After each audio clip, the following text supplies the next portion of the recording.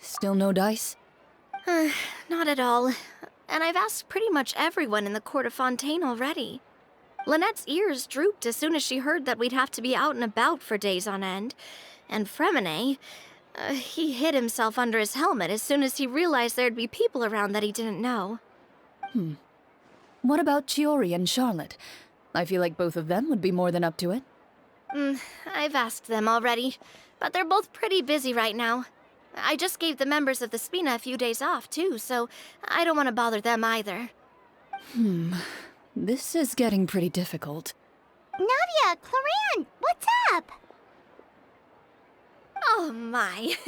Well, if it isn't my dear partners. How are you all doing? Huh. Navia? Huh? Oh, you mean... Yep, this is our chance. Do you need our help with something? Oh, precisely. My dear partners, we've got a huge problem right now that only you can solve. Whoa, for real? Absolutely. We've already exhausted all our other options. Traveler, Paimon, would you join us and play Marechaussee Hunter Judgment Day? Marechaussee what now? It's a new game script by the Tabletop Troupe, a local roleplay adventure club. Ever heard of the Tabletop Troupe? They put out games that allow you to participate in a story and roleplay characters with your friends. Oh, I've loved their stuff ever since I was a kid. That sounds super interesting. Clorinde and I are both veteran members of the club. Recently, someone came up with a new script and was looking for people to help playtest it for them. And when they asked, of course I couldn't refuse. I mean, come on, a brand new script? Nobody has ever played it before. Generally speaking, scripts at that level of development have a lot of issues, but I think this one is pretty solid. The author obviously put a lot of work into the story, and the world building is also quite credible. Whoa. I know I was the one that handed you the script, but some of us haven't read it yet. No spoilers, please. Anyway, the script calls for a team of 4. Ah, yes. We're missing one final player right now. So, you're saying you'll help us out? I knew I could count on you, partner. Paimon and the Traveler are kind of a package deal. Is that okay? That's not a problem. I'll adjust the pace based on the actual number of players, and ensure that everyone has a good time. Well, Traveler, what do you think? Wanna play? Paimon will follow your lead. Well, that solves our problem. You have our thanks. Woohoo! I'll go grab the script manager from the club right away. The script manager? Didn't you just say that you gave Clorinde the script? The club introduced a completely new kind of gameplay for this script. In this iteration, the Game Master's version of the script is incomplete. The script manager provides the next part of the script only after players have completed the current list of objectives. On top of that, in order to increase player immersion, the club has created some of the story's sets and scenes in real life. We'll only know where we should go once the script manager reveals the starting location. Wow, you're right. Whoever wrote this script really did put in a lot of work. And it's got a real healthy amount of suspense, right?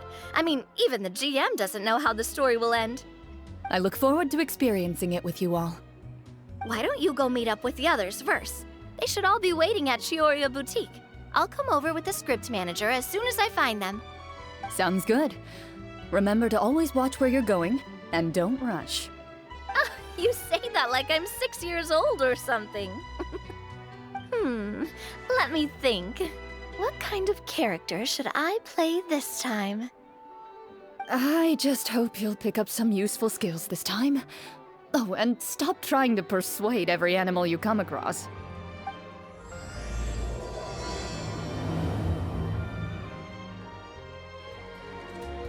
Oh, sorry to keep you waiting. You're back! Huh? And you've got the Traveler and Paimon with you too! What a pleasant surprise. I assume you'll be joining us for the game then? Linny, Farina! Paimon didn't know you were playing too. Are you also members of the tabletop troupe? I'm more of a casual member if anything. I haven't taken part in many formal club activities. Lynette Fremine and I play something similar at the Hotel Bouffe Tété sometimes, but I'm usually the GM. Still, I'm sure it'll be fun being a player for the first time. I'm looking forward to it. Well, I'm not a member of the club at all. Clorinde simply woke me up first thing this morning, said there was a good script worth experiencing, and asked if I wanted in. If you're interested, I can give you a referral. That should give you a 40% discount on membership fees. I think I'll wait to see how this experience plays out first, especially when it comes to the quality of the script. If it's sufficiently fun, then I'll join. Do you participate in a lot of tabletop troupe activities, Clorinde? You could say that. She's actually one of the few senior game masters of the troupe. Right. I knew about that even when she was still my subordinate. It's nothing. Really, just a small hobby of mine. Wow. Paimon's so used to seeing you be all upstanding and intimidating as the champion duelist. It's kind of hard to imagine you role-playing with a bunch of friends. Surely you jest. I would never intentionally make things difficult for my players. I maintain a clear boundary between my professional and personal lives. The me you see at court represents the law and order of Fontaine. I put all personal feelings to the side and grant a fair duel to all who seek to defend their honor. But in my personal life, I'm just an ordinary person. Someone who feels anger and sadness, just like everyone else.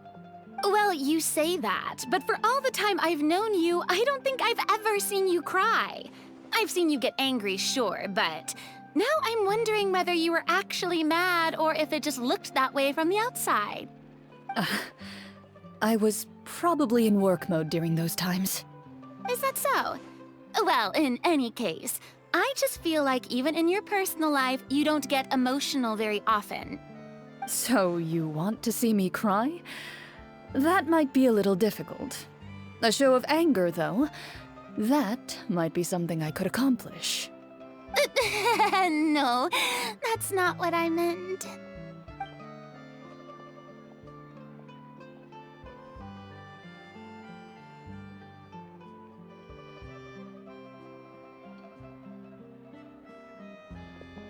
Ah, I'm back!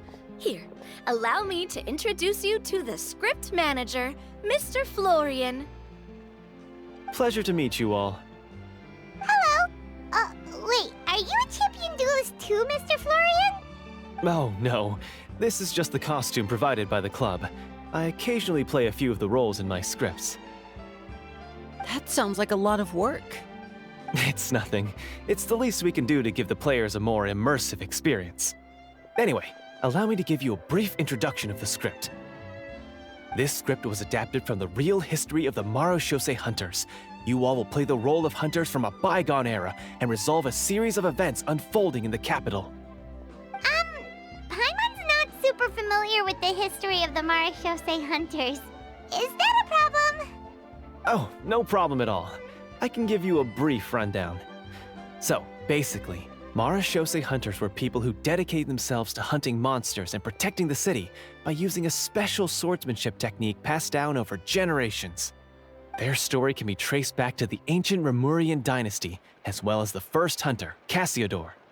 But I'll leave the finer details for you to seek out and discover later. And I'll provide additional commentary as the story progresses.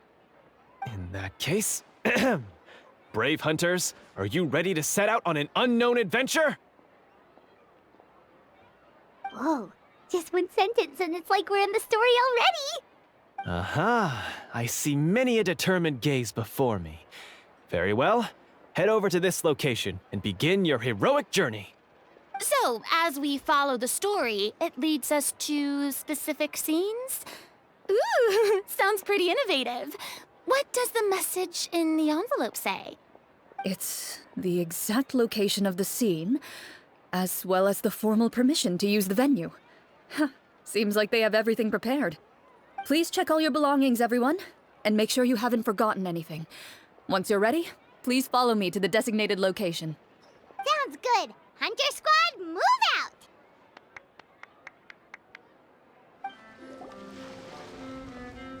Whoa.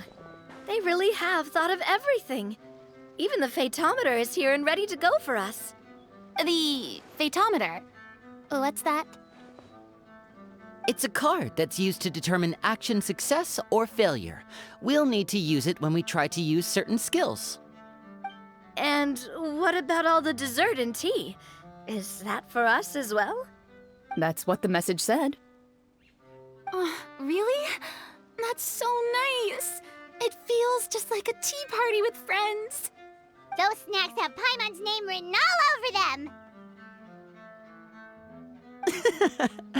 I think you might be more of a snack hunter than a Marachose hunter, Paimon. Snack Hunter Paimon reported for duty! If there are delicious snacks to be found, Paimon will track down every last one! The desserts are great, but I'm still looking forward to the story more than anything. Very fair. Then, let us begin. First, please pick up the blank character cards in front of you and write down your name and profession. You can find an abbreviated version of the rules printed on the back of your character card. If you have any questions, feel free to ask me.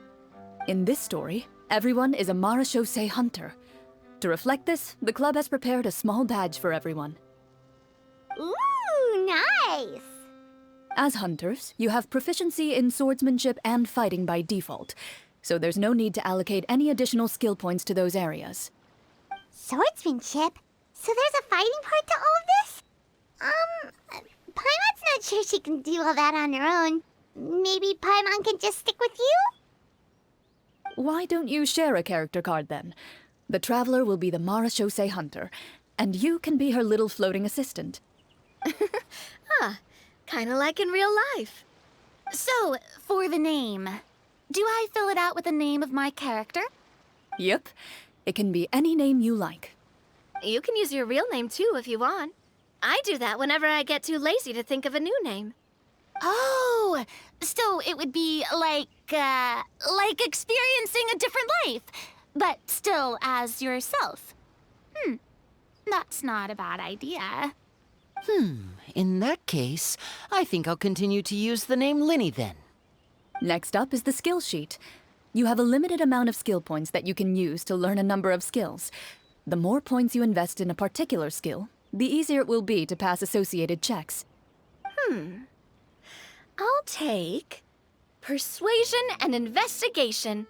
Those are must-haves when it comes to missions like these. Oh, those skills sound like they'd be useful for gathering intelligence! Good idea, Navia! Just as expected of a veteran player. So should we also take those skills then? Not necessarily. Since we're working together as a team, we could leave the negotiations to Navia and use our skill points to pick up other useful skills. For example, I think I'll take Stealth and Sleight of Hand. That will give us more options if we run into any situations we can't negotiate our way out of. Oh, interesting. I wasn't thinking about it like that. I suppose it's not so different from an acting troupe. Everyone has their own role to play. Let me see. I'll take arts and performance. I'm not quite sure what use they'll be, but I'm not as knowledgeable about the other skills, and I am not too confident I'd be able to roleplay them well. Well, that leaves us. What do you want to learn, Traveler? Oh, something that'll help you get a read on other people's thoughts. Sounds useful. Ooh, so you want to help people when they're injured. That's nice of you. So what do you think? Are you sure you want to learn these two skills? Let's see. Oh, looks like you each have enough points to choose one final skill. You've all picked such classic skills. It's fine to go a little bit out of the box, you know. Why do I get the feeling she's getting ready to cause trouble? For example, this one here. Summon. Doesn't it sound super mysterious and cool? Oh, I saw that one just now as well. The description says, this skill can be used under certain circumstances to summon characters or creatures that fit the script's world-building rules. The script's world-building rules, huh? But how are we supposed to know what a Marashose hunter can summon? Oh, that's not for us to worry about, my friend. Just learn the skills that interest you, and the GM will take care of the rest. Alright, you've convinced Paimon. Let's learn summon then. Paimon can't wait to see what kind of thing shows up. Well, now that everyone's more or less finished creating their characters, we can begin. Since 2 of our players are doing this for the first time, though, let me ask. Would you like to play on easy mode or authentic mode? What's the difference between the two? Well, in role-playing games, the story sometimes changes based on the decisions of the players and the results of the Fatometer.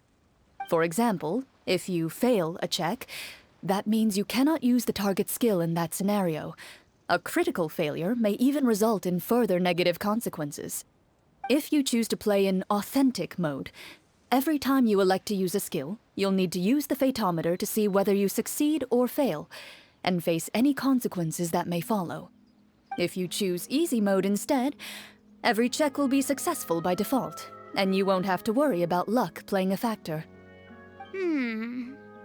Given that I'd like to focus on the story, I suppose I should pick easy mode.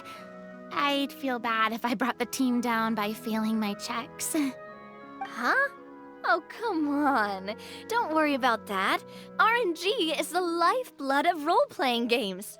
I'm going with authentic mode for sure. Never knowing what you might have to overcome.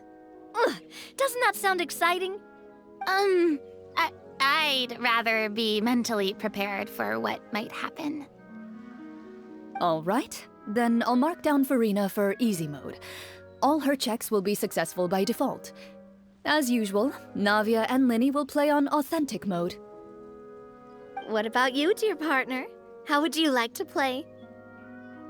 Are you sure? Trust me, you'll see the beauty of RNG. Honestly, I don't think Clorinde would make things too difficult for us no matter what the Fatometer says. Isn't that right, Clorinde? No promises. That wasn't super reassuring. Well, anyway, enough talk. Let's get started. I want to experience at least a good chunk of the story today. Speaking of the story, why is the beginning scene on a beach? Well, that's because... a long time ago, back when human civilization was still in its infancy, powerful demons and evil sorcerers ruled over the land. They created a host of monsters and sent them to slaughter all humans in existence. Soon, a group of human rebels banded together. With their swords raised, they swore to brave the darkness, and in doing so, subdue each and every monster that sought their destruction. They became known as the Marashose Hunters. Sometime later, as a member of the Marashose Hunters, you receive a commission.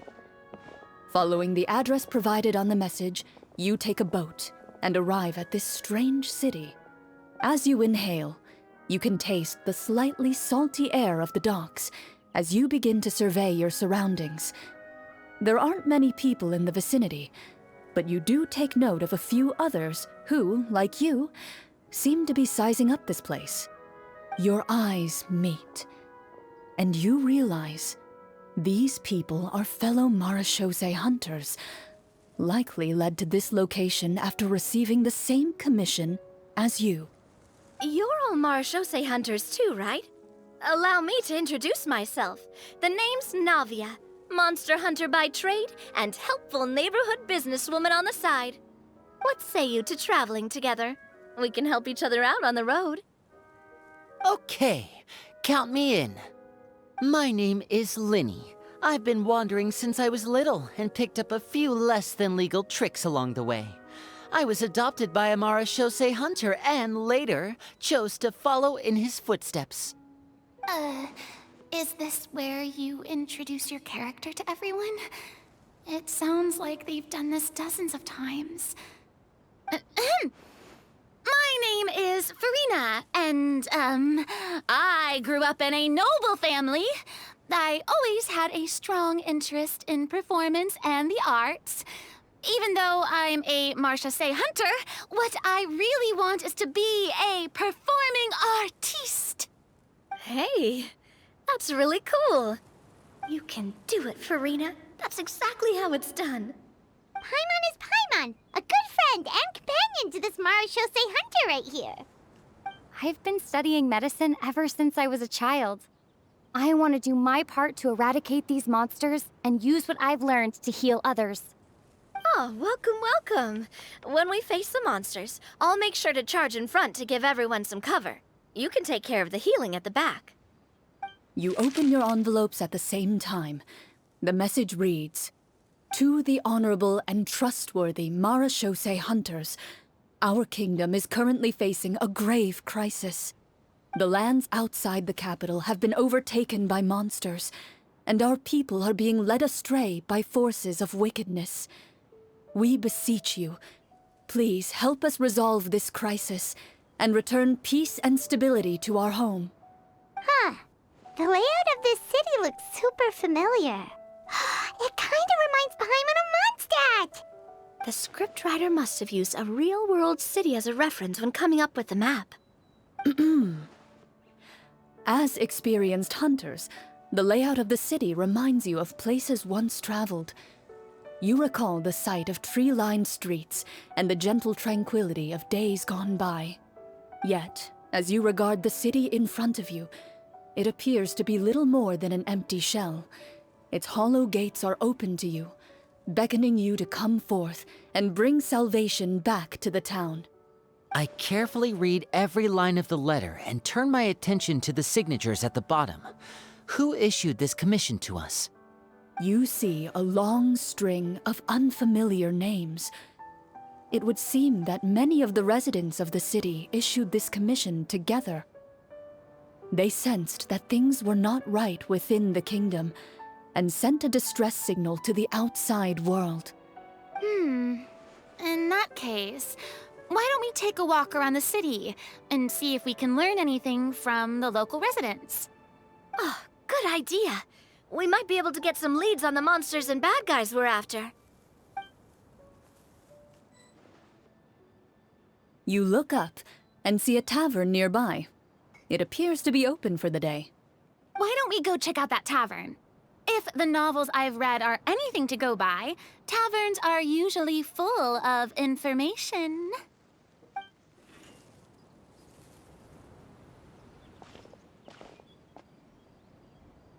Greetings, friend. Lovely weather we're having today, don't you think?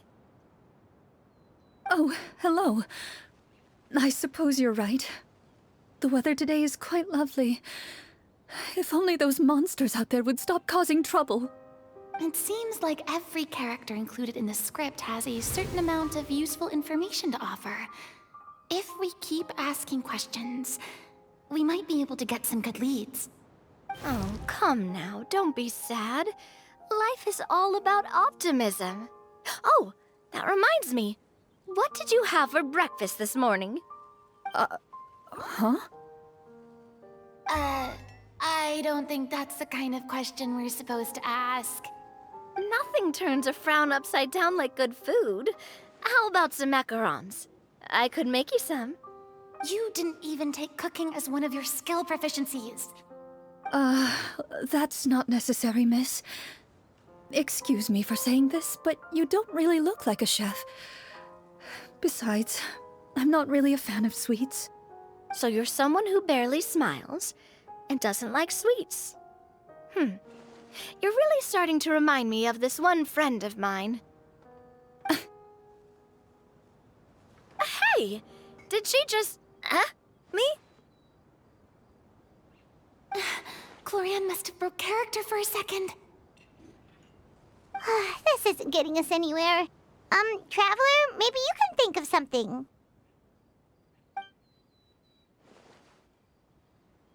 The results of insight checks aren't disclosed to the players, so I'll be the one consulting the fatometer.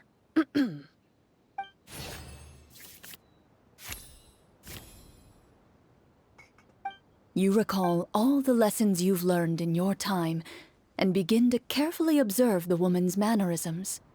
You notice that when she's quiet, she has an empty look in her eyes, as if her thoughts have drifted to a place far, far away. And when she speaks, she often subconsciously reaches out to touch the ring on her left hand. So you noticed. That's a little embarrassing. A horde of monsters suddenly appeared near the capital recently, so all the guards were dispatched to fight them.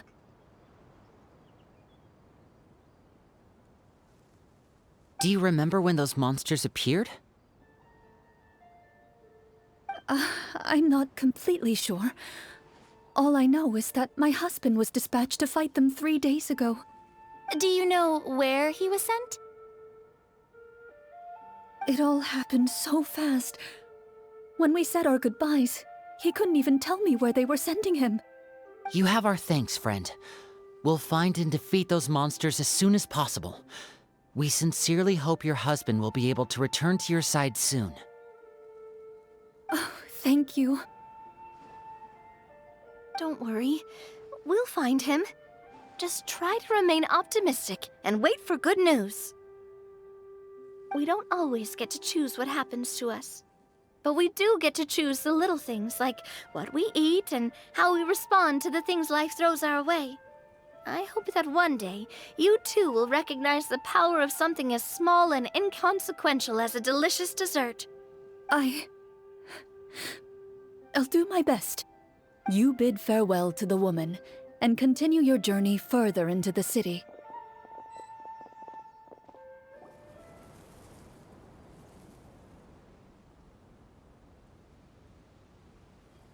Although he doesn't seem very friendly, merchants are usually a good source of information, right? Pardon me, sir. I'd like to ask a question if I may. That depends. How much are you willing to pay? How about this much? What do you take me for? Some lowly beggar? You can't even buy half an onion with that amount. Surely an onion can't be that expensive, right? What do you know? War's nearly upon us. Everything costs several times what it did before. If you're not gonna buy anything, then scram. Whoa, what a nasty guy. Maybe we shouldn't even bother talking to him. But he still might have information we need. Traveler, can you think of something? Sir, we came to this city to solve the very problem you seem to be referring to. The war you mentioned, would it happen to be against the monsters outside the city? If you happen to be well informed and know a thing or two about what's going on, we'd appreciate it if you could share that information with us. After all, the sooner this problem gets resolved, the easier it will be for you to do your business.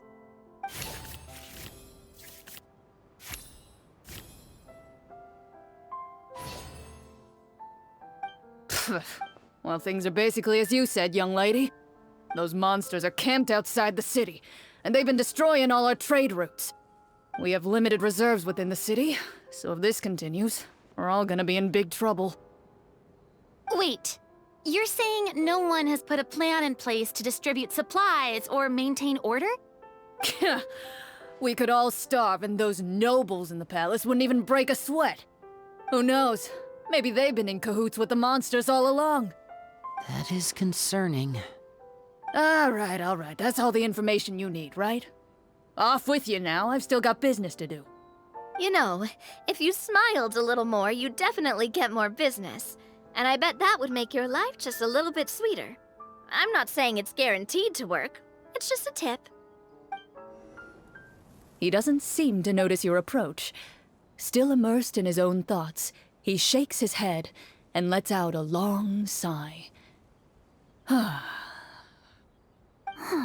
This guy seems promising enough. Maybe I can get some information out of him. Hello, sir. Is there anything I can do to help you? Wait, you're... I'm... Oh, dear goodness! You're a Marashose hunter! You recognize us? Ah, are you one of the people who wrote the commission letter? Yes, yes! Oh, I didn't expect you to actually come! Oh, what great news! The city is saved! What happened here? Alas, we once lived comfortable, carefree lives. This city used to be free of monsters. The first Marashose hunter, Casiodor, the Golden Hunter, he was the one who drove them back. However, monsters have once again surrounded the city. Perhaps the seal that kept them at bay has lost its power. Or perhaps an evil sorcerer has been meddling in our affairs. All I know for sure is that their return has stripped the city of any chance at peace. Are there not enough soldiers to drive them out? It's not a question of numbers. The guards simply have no idea how to deal with them. Most people my age have never even seen one of the monsters, much less been trained to fight against them. What's worse, many of us don't even know the history of the Marashose hunters anymore. When I was a child, though, my grandfather would tell me stories about how the Marashose hunters drove back the monsters. So, on the off chance that something might come of it, I decided to reach out to you. To be perfectly honest, I was starting to think all those stories were just tall tales. But now that I've seen you in person, I finally know that it was true! Well, you can rest easy, friend. The righteous and formidable Marashose hunters are on the case. The man is touched by your determination and resolve. His eyes begin to well with tears of relief. Still, if we are going to hunt the monsters, we need to know where to find them. Can you give us any leads? All I know is that the area outside the city is dangerous. I'm afraid I can't point you toward a specific location. Oh, although, if you leave the capital through the main gate and follow the road, you should run into a group of guards. They might know more about where to find the monsters. I see. We'll go look for them then. All right, be careful. Oh, and one last thing. The monsters outside the city are just part of the problem. There are evil sorcerers inside the city as well, so be on your guard. They're actively working with the monsters, and have corrupted the court ministers with malicious magic. They're the reason why, even inside the city, everything has been a giant mess. Even one of our kindest ministers has turned into a boorish and unreasonable figure, interested in nothing but enacting laws that exploit the people. Who knows how much longer we'll be able to go on like this. Talk about being stuck between a rock and a hard place. I feel bad for him. Maybe we should try to cheer him up? Huh? Like, now? Is this really the right time? I appreciate your kindness, but for now, it's more important to focus on the crisis at hand. Brave hunters, I leave the future of this kingdom to you. If I understood correctly, there are currently 2 problems in the kingdom that need solving, right? Exactly. We need to defeat the monsters outside the city and take down the evil sorcerer stirring up trouble from within. But which problem should we tackle first? Well, this seems like a good moment for a break. Take some time and discuss what you want to do. Let me know when you've made your decision. I really didn't expect the people in the city to keep us at arm's length like that. I totally thought the hunters would be treated like heroes. Well, Clorinde said the script took cues from the real history of Fontaine, right? Maybe the real-life Marashose hunters were also treated like that. I wouldn't say it's a perfect representation of history, but there are definitely some similarities. Would you like to hear more about it? Sure. As long as it doesn't spoil anything in the script. You brought up bits and pieces of the hunter's history before, but it was all in passing. Paimon wants to know too! The hunters were super powerful, right? Were they all from a special line of supernatural beings or something? Kind of like the yokai in Inazuma? No. All Marashose hunters were ordinary mortal fighters. The only thing that set them apart were the special sword techniques passed down over the centuries. Huh? So you mean anyone could become a Marashose hunter? In theory, yes. All you would need to do is survive the rigorous training and master the swordsmanship techniques required to fight the monsters. Still, most people dropped out at the early stages, and others called it quits the minute they saw a monster in person. To become a hunter, you must be strong in both body and mind. What kind of monsters did the hunters fight exactly? Oh, and the evil sorcerer the script mentions. Did they exist in real life too? The land of Fontaine once played host to an ancient dynasty known as Remuria. After that dynasty fell, monsters began to appear, intent on obstructing humans from establishing a new social order. One of the ancient sorcerers of Remuria used his power to assemble a formidable army of golems. He sought to use that force to establish himself as king. Now wait a second. Don't tell me that guy was the inspiration for the evil sorcerer in the script. We still haven't found any in-game information on him yet. So, why don't you talk about someone else for now?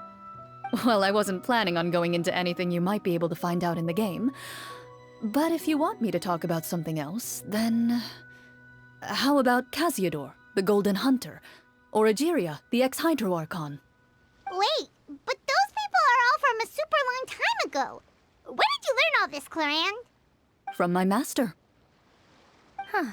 By master, you mean Miss Petronia? Is someone you know? Absolutely. Miss Petronia and my father were good friends. Back in the day, she would often bring Clorinde over to play, but then... Let's not get off topic.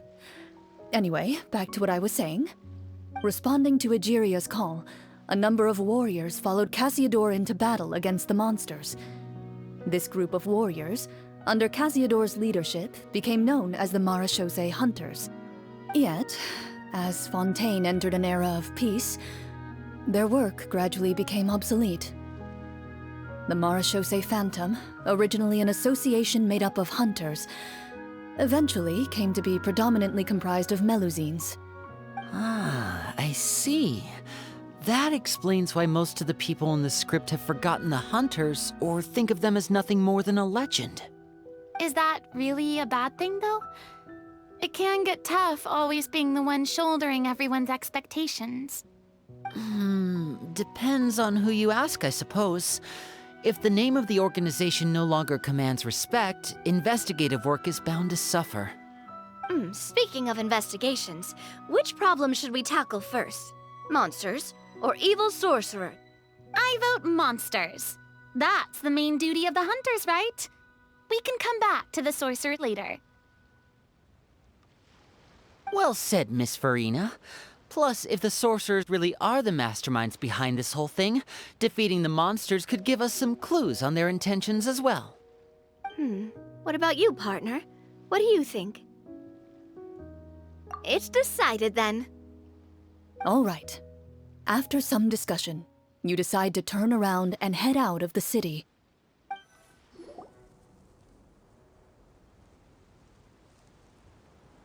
Let's take a look around, like that guy said.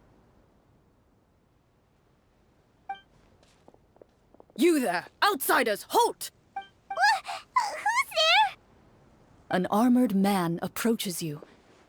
He has a tall, muscular build and a determined expression in his eyes. Just one look, and you can tell he's fought in his fair share of battles. Although he's trying his best to conceal his current state, his uneven gait and the sweat dripping down his forehead make it obvious that he's been wounded and is in serious pain. I'm the captain of the guard. I saw you sneaking around the city earlier, so I'll only ask this once. State your purpose, or it's off to the dungeons for the lot of you. Wow, it's been a while since someone's been this suspicious of us. I said talk, not whisper between yourselves. Have you ever heard of the Marchese Hunters? Marachose hunters? Ha! That fairy tale, you mean? What, you expect me to believe you're one of them?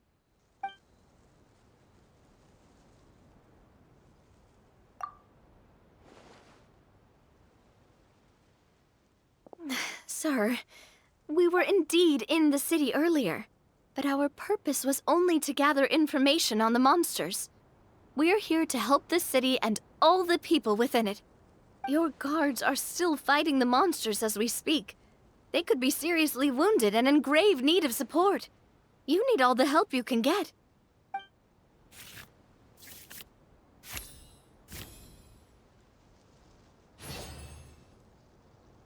The man regards you with doubt and concern. After a period of inner struggle, he lets out a long sigh and informs you of the locations where the monsters have appeared. Those monsters aren't easy to deal with, but if you insist on going, I won't stop you either. I just hope all the guards will be able to come back to their families alive. I wish you the best of luck.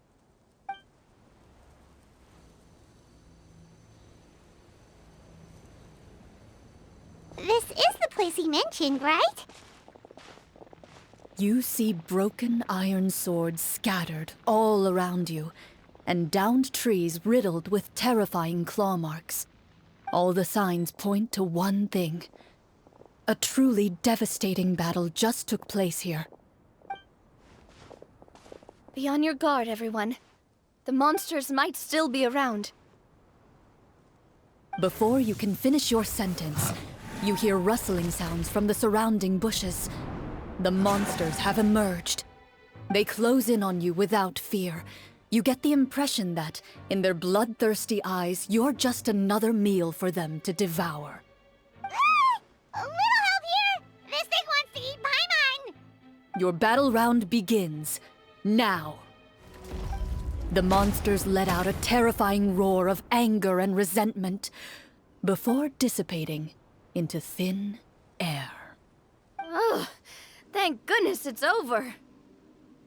We're lucky the Marachose Hunter class came with all those preset skill points. Otherwise, we would have been in some real trouble. I never knew the photometer even determines the amount of damage you inflict. If you get unlucky, isn't it just game over right then and there? That's part of the fun. The uncertainty of fate is what gives these games their appeal. Just as you begin to celebrate your victory, a suspicious lump on the ground catches your attention. A suspicious lump? Wait, could it be the thing that appears after every battle? I walk up to it, crouch down, and begin to carefully examine it. I've still got my right glove on, so it should be fine for me to touch it, right? As you investigate the mound, you discover that the exposed portion appears to be made of wood. It was previously obscured by the large form of the monsters. With the monsters gone, the small protrusion now awaits your discovery, poking out of the ground like a shy flower bud. Whoa, it's a treasure chest! With everyone's help, you successfully excavate the wooden chest from the ground. Even without opening it, you can tell from the mora and jewels scattered around the chest that it must contain quite the fortune. Makes sense. We worked hard for this. Let's open it and we can share what's inside! I can understand your excitement, Paimon, but think about it. Doesn't it seem like there are people out there who need this treasure more than us? Yeah. Think about all the people suffering in the capital.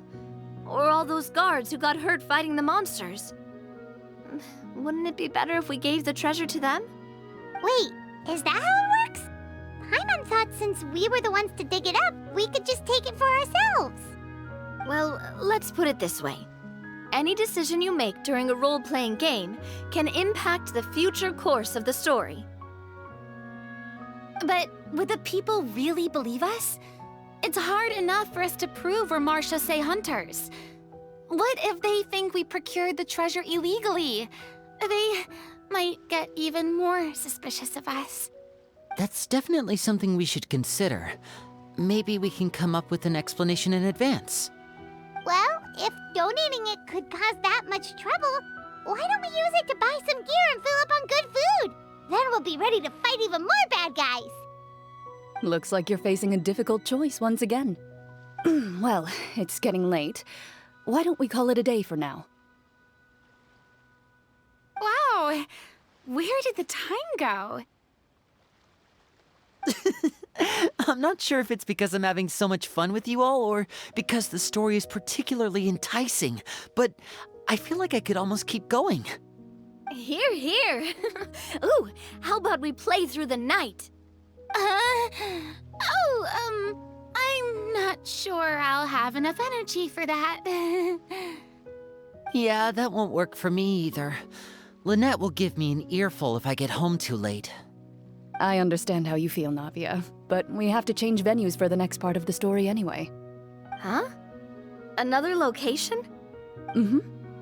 There's a special note for the GM at the end of this section that says to proceed to an indoor set for the next part of the script. Whoa, they really pulled out all the stops for this new script. Well, even if we end the game for the day, we can still stay a little longer and hear Clorinde finish her story, right? Paimon wants to hear more about the history of the Hunters. Something tells me you just want to finish the free desserts before we break for the day. That's just a coincidence, okay? Besides, to Paimon, not finishing free food feels even worse than having to buy her own. And anyway, Paimon really does want to hear more about Clorinde's master. Well...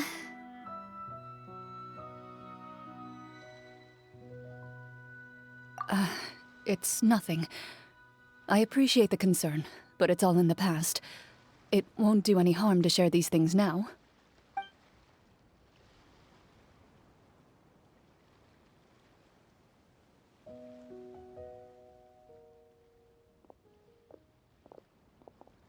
My earliest memories are of living with Master. According to her, she saved me from certain people of ill repute. My birth parents had left me behind some time before that. What a heavy beginning for a life story. Master was a fascinating individual, if inexperienced in the ways of raising children. My first ever toy was a short sword. Although I suppose it wasn't so much a toy as something Master removed from her waist and handed to a noisy child in need of distraction. Oh, wait, so she handed an actual sword to a child? Isn't that dangerous? Did you hurt yourself? Of course I did. I cut my palm and bled quite a lot. But Master was not concerned. She just stood there and casually lectured me about it. See, that's what you get for not holding the sword properly, she told me. She then crouched down next to me and said, "Give me your hand. I'll teach you to bandage this wound. After that, it's time to learn how to truly hold a blade." Excuse me for asking this, Clorinde, but how old were you exactly when all this happened? Probably around, 3, give or take. 3?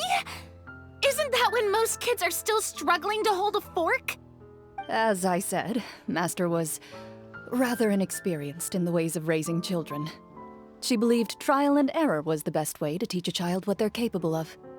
I'm not so sure this is a question of experience. I didn't see anything wrong with her ways at the time. And anyway, children don't get to choose how they're raised. Oh, she did bring me back a pet from Liyue once. It was a Geovishap hatchling. A Geovishap hatchling? For a pet? That seems even more dangerous.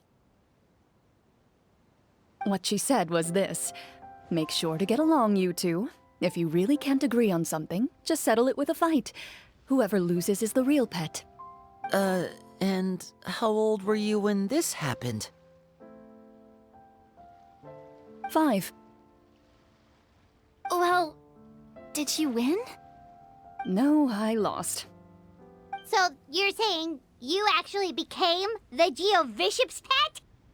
Yes, but only for a week.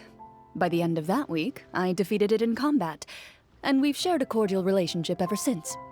That really doesn't sound like the kind of childhood someone should have. Later on, I gradually understood that Master most likely didn't know any other way to raise a child. She was a marechaussee hunter, but I never heard her bring up her own parents. Thanks to her, I learned how to navigate the forest by the age of 6, and could hunt monsters in the wild by myself the year after that. Even though the training she subjected me to was strict, she always made sure to take me traveling when she had the time. We met many of her friends during those days. That was also how I met Mr. Callis and his family. I still remember the first time we met. You were too scared to join our picnic and hid behind Ms. Petronia the whole time.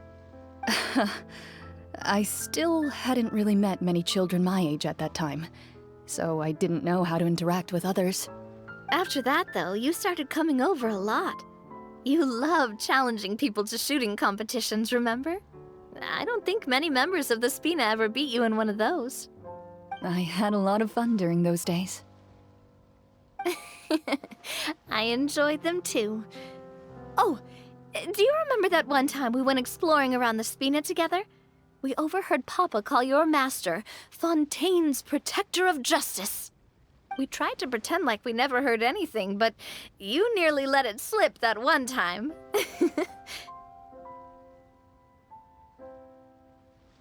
Protector of Justice?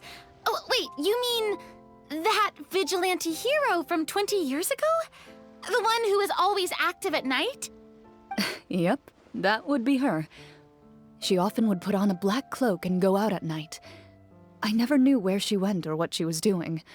Until, like Navia said, we overheard the truth from Mr. Callis that night. 20 years ago, huh?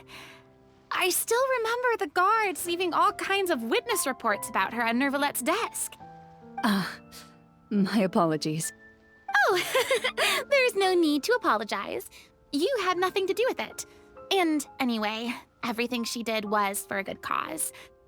Although, calling herself the Protector of Order was a bit much. Especially when she deliberately operated outside the law. Huh? When did the Protector of Justice become the Protector of Order?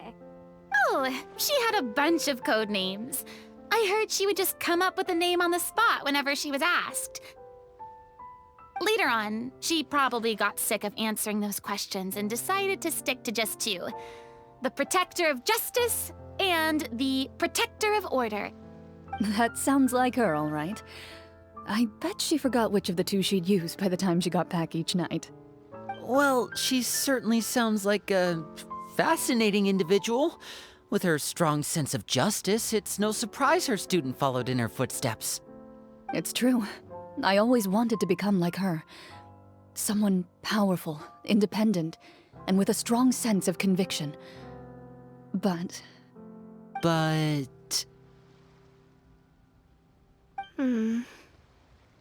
She suddenly disappeared the night I turned 10 years old. Disappeared? What happened? I have no idea. She didn't even leave a note. I was never able to find out where she went.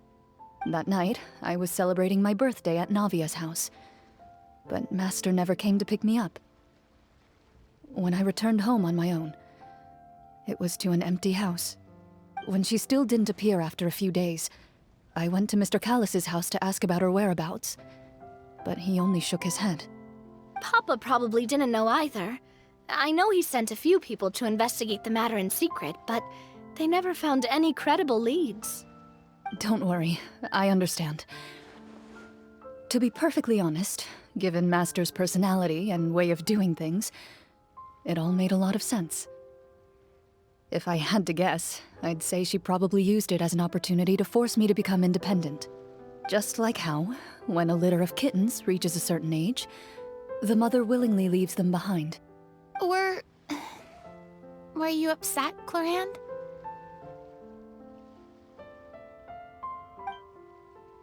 I was at first, but not anymore. I don't believe Master would suddenly disappear for no reason. There must have been something she just had to do. Well, despite everything, you still managed to follow in her footsteps and become the greatest champion duelist in all of Fontaine. You're practically a living symbol of law and justice. I suspect my position would be far too by the books for her. Master always did whatever she pleased. But you're right. I suppose I do take after her in some ways. Who knew Clorinde had such an interesting past? I never had the chance to ask her about it before. And I wonder... if Clorinde's master were the champion duelist back then... would that duel against Mr. Callus have gone differently?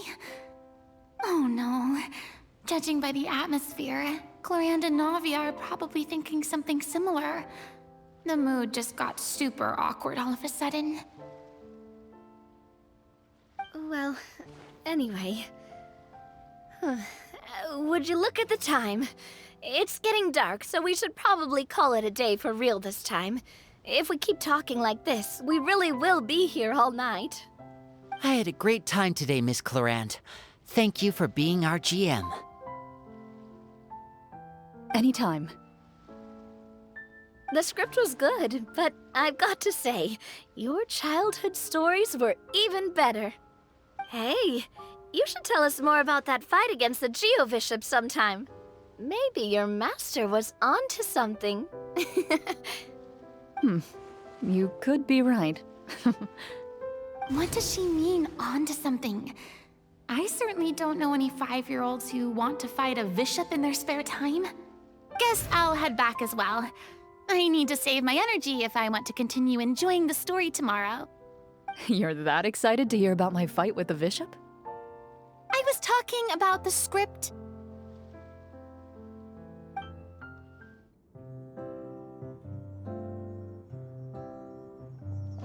Looks like everyone's here. Now, before we begin, why don't we finish where we left off yesterday? There was an important decision to be made, yes? I'll pour everyone a cup of tea. Is that really the most important part, though, Clorinde? Paimon's more concerned about our current surroundings. Heavy walls, cold railings, dim lights. This is obviously supposed to be a prison. I admire the work put into the set. Still, it's obvious the scriptwriter has never paid a visit to the fortress of Meripede. So the set is going to be a part of the script? Unfortunately, that is something I can neither confirm nor deny. Anyone think Clorinde's smile is starting to look kinda scary? Well, whatever happens, we'll just have to push on.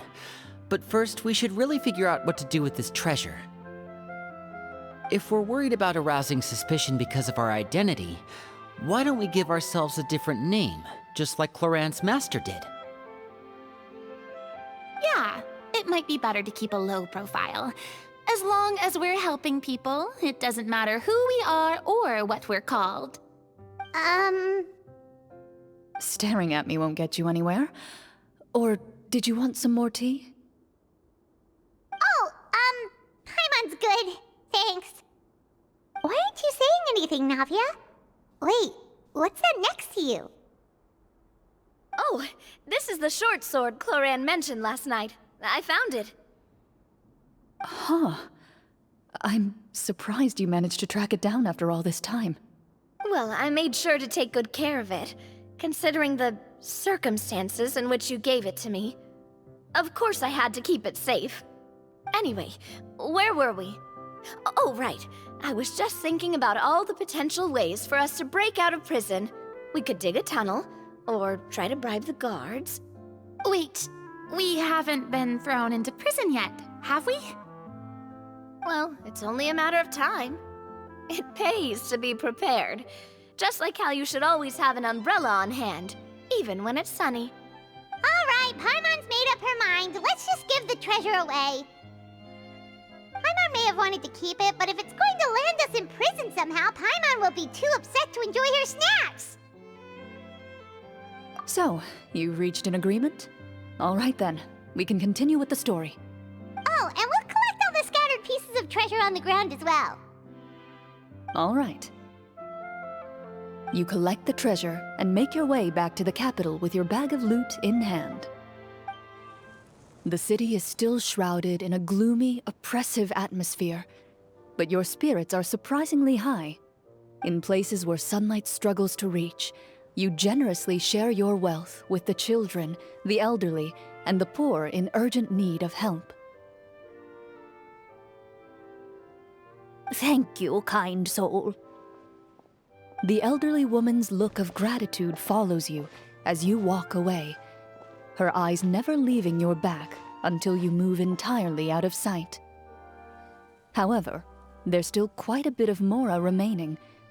It appears you haven't made much progress. She's probably trying to tell us to speed this up. We need to hurry up so we can address the sorcerer problem. Should we go find that man again at the square? He seemed like a pretty responsible guy. I'm sure he knows the people here far better than us. Oh, good idea!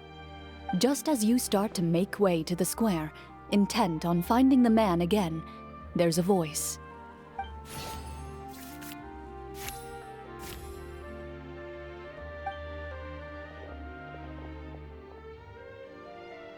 Please wait, distinguished guests. Several strange guards suddenly call out to you. They run forward to meet you and proceed to politely pay their respects. Greetings, gentlemen. Are we being invited for afternoon tea? Surely you jest, my lady. That would not be our place.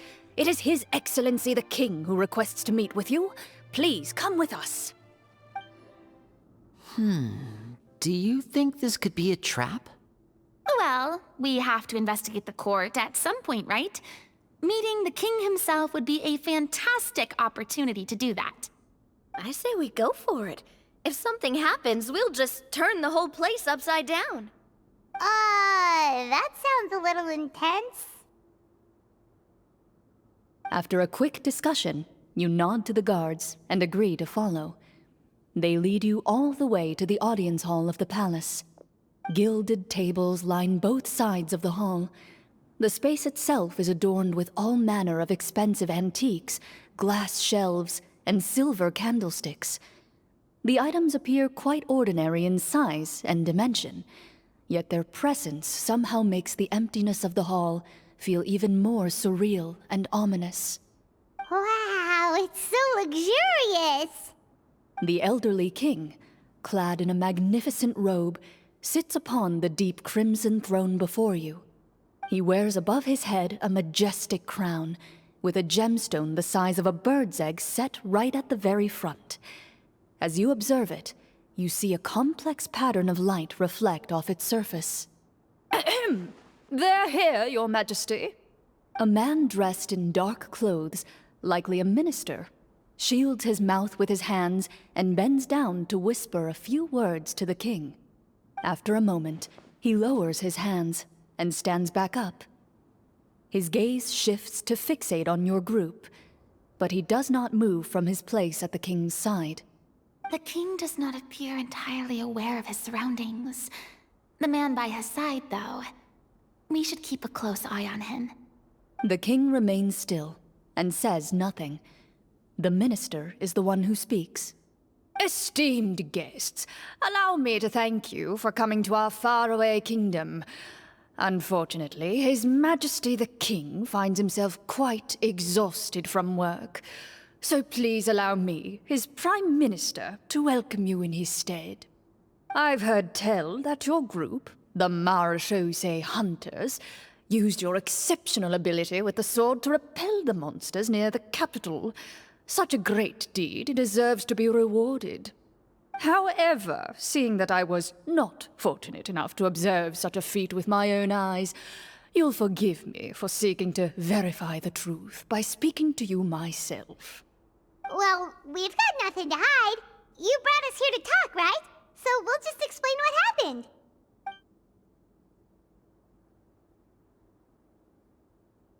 The golem's blades were so powerful, they could cut down trees in a single swipe! It took a lot of effort to defeat them, even for trained swordsmen like us. Well, that was enough details, right? Believe us now? Your account does indeed match those of the survivors. Since you were the ones who defeated the monsters, that must mean you are also in possession of the treasure they stole?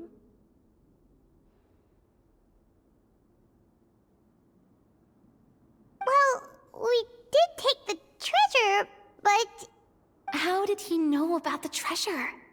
Ah, then I must ask that you return it at once. It belongs to the kingdom.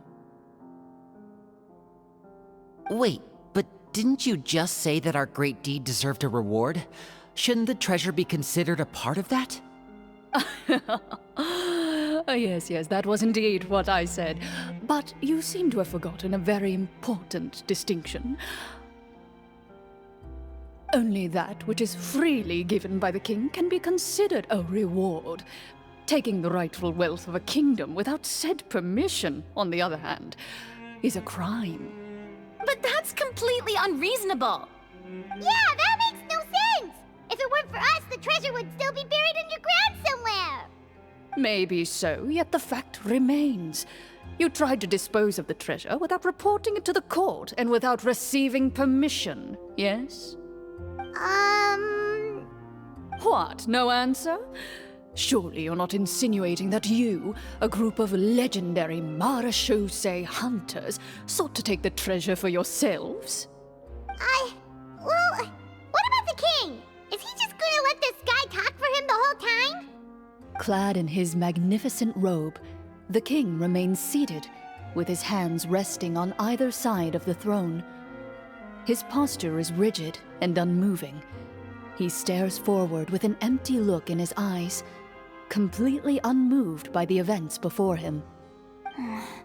From the look of things, could the Prime Minister be the evil sorcerer?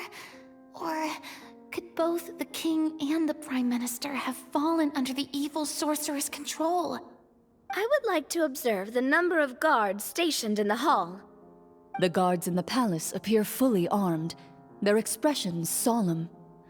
Sensing the tense atmosphere in the room, they stand at the ready, each with a hand placed upon the hilt of their sword, as if prepared to draw their weapons and surround you at a moment's notice. Well, there goes my plan to turn the whole place upside down, I guess. It appears we've been visited by nothing more than a group of ill-intentioned imposters. What a pity. Guards, take them away and throw them in the dungeons. Before I decide your fate, however, I must first determine whether you have any accomplices outside the court. Can't we try to slip away? Or maybe start some kind of riot? But if we try to fight the guards right now... Don't worry. At least we figured out who's behind all this. Let's just play it by ear. If you're scared, Paimon, just hold my hand. Thanks, you guys. You allow yourself to be led away by guards surrounding you on both sides. It's only when you begin to feel drops of water falling from the dungeon ceiling and smell the stench of death and decay all around you that you finally realize you've stepped into a completely different world. Stay here, and don't try anything funny. The guards lock the cell door and leave without looking back. Wait, sir! Your voice echoes through the dark hall, but the only response you receive is the sound of water dripping from the ceiling. No! What should we do now? Carve out a new path of fate with our own two hands, of course. I draw my weapon. You reach toward your waist, but find nothing there. You now recall that your weapons were confiscated before the guards locked you in the cell. The bag of treasure along with them. What about that knife I hid in my boot? When did you hide it in there? When I was thinking about digging a tunnel. Rejected. You failed to inform the GM of this course of action. Moreover, the guards would have conducted a thorough search before throwing you in prison. And the keys to the cell aren't anywhere to be seen? Correct. You don't even feel a lock hole on the cell door. Oh, well, there goes all our plans. Indeed. Huh? Why are you the one saying indeed? Because that statement holds true for me as well. This is where the script ends. What? But that's a terrible ending! Generally speaking, this should be the point where the scriptwriter gives the players some kind of hint. or gives the GM some kind of code for how to move forward. I mean, maybe they just really wanted us to be immersed in the feeling of being in prison? Like, they'll only show us the way out once we've grown truly and utterly desperate? That is a possibility. If only there were desserts and tea in real prison. Oh, wait, guess it's kind of how the Fortress of Meripede works if you're lucky. Oh, before I forget, Navia, the short sword you had with you earlier. I took a closer look, and the craftsmanship doesn't appear to resemble anything from this era. If I remember correctly, that style was last in vogue several hundred years ago. Wait, Clorinde said that sword used to belong to her master, right? Does that mean her master has been alive that long? I doubt it. The way she went about things often made her seem childish more than anything. I'd say the sword was most likely an heirloom passed down over time. Hang on. A precious heirloom passed down to you by your master. And you gave it to me just like that? You weren't worried I might lose it? Master left many things to me when she disappeared. There was the sword, an old key, and a good amount of junk she probably just didn't want to take with her. I gave you the sword back then, because I didn't want our friendship to end. Wait, when did this happen exactly? After the duel. Between Mr. Callis and myself.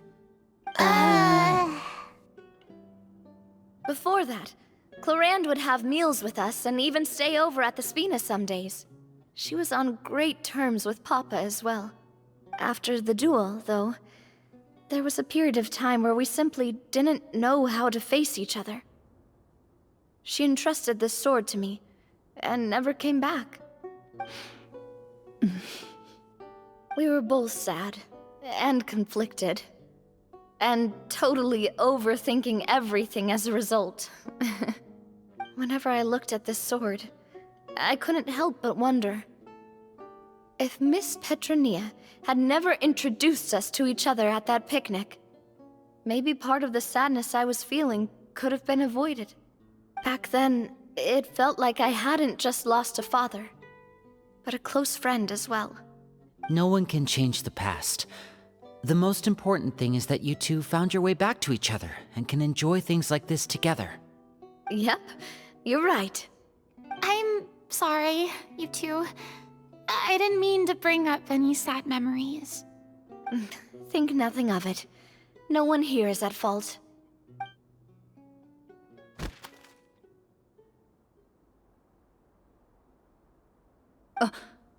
Huh?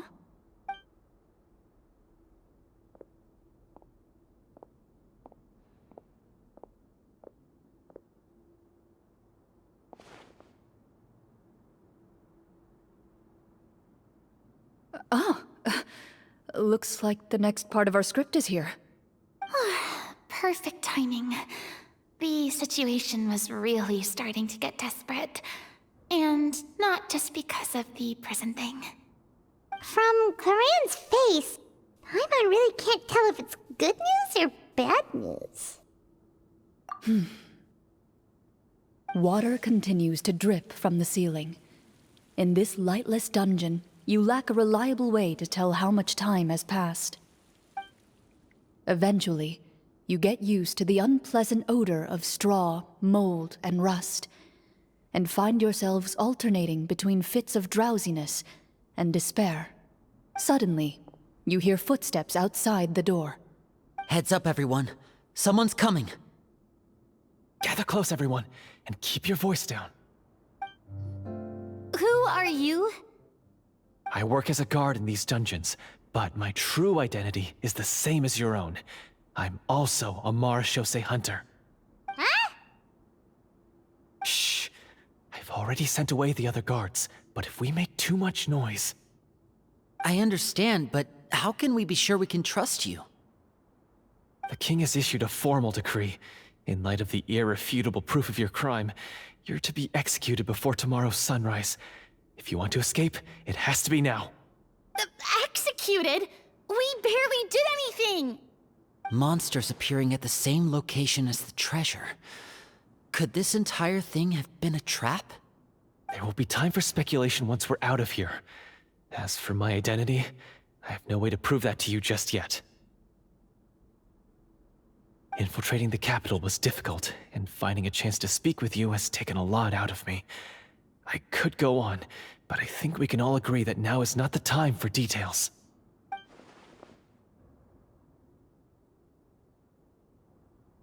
Have you seen our weapons anywhere, sir?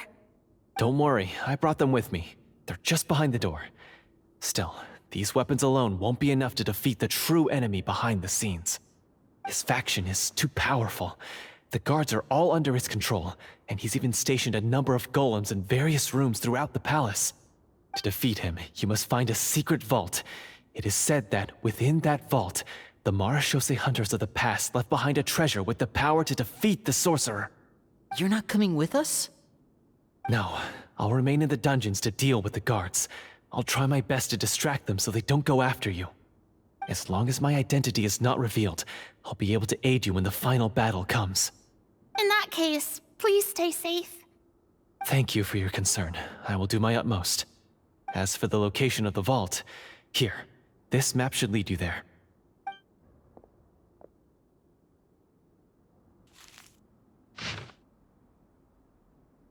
Got it. All right, once I open the door, remember to stick close and refrain from making any noise. I'll lead you out of here as quickly as possible. You now have the chance to restore the honor and legacy of the Marechaussee hunters. So please, get out there and reclaim what's ours. And be sure to exercise caution. With the help of the guard, you successfully escape the dungeons. Your sense of despair and anxiety both seem to fade as you continue your quest. This should be the place marked on the map. This bit of rock certainly looks suspicious. Well, I'd say an investigation's in order then.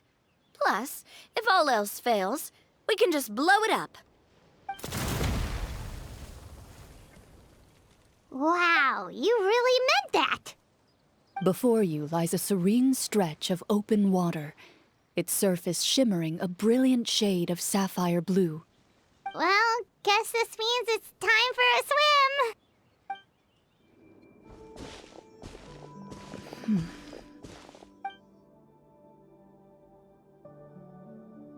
Oh, what's the matter?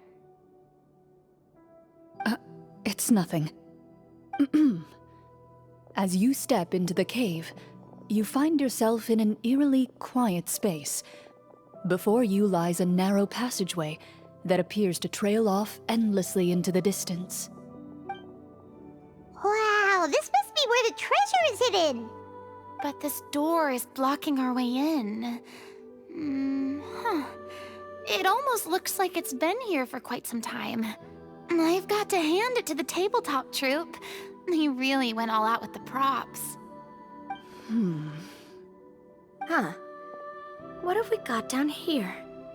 A kind of mechanism connected to the door? Ah, it looks like we might have to arrange it into a certain pattern. A pattern on a stone door. That's something Master mentioned before. Is something wrong, Clorinde? After a long, difficult journey, you finally arrive at the location indicated by your map. It appears to be an ancient site of some sort, where treasure likely awaits. Your surroundings are exceedingly quiet and serene, as if the secret that slumbers here has never once been disturbed. If you listen closely, you can almost convince yourself you can hear the sound of its calm, gentle breathing. That description makes Paimon feel kinda bad for disturbing this place. We're doing this for the sake of the people, to free them from the evil sorcerer. I say it's time for this treasure to once again see the light of day. Linny's right. We need to keep going. The future of the kingdom depends on it. The next part of the story requires us to solve the puzzle, right? Let's start exploring the area. Yes, that should be fine. Something feels off about all this. Guess I'll just have to improvise.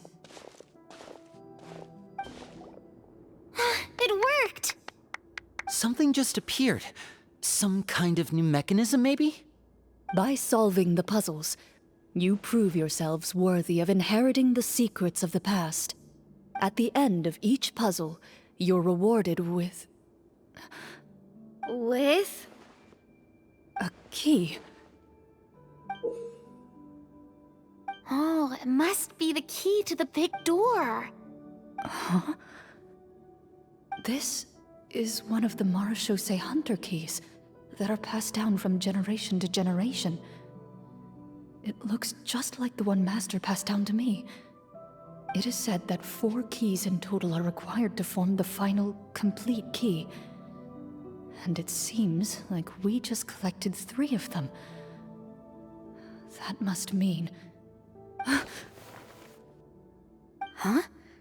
What's wrong? You hear a few strange noises. Suddenly, all the torches in the ruin go out at once. Huh?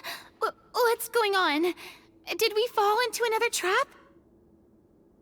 For the sake of immersion, please close your eyes, everyone. Without the torches, the space is now completely dark, and you cannot see anything.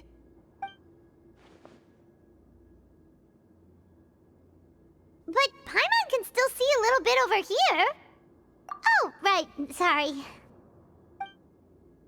Suddenly, you hear the sound of footsteps pierce through the darkness. There's someone else here?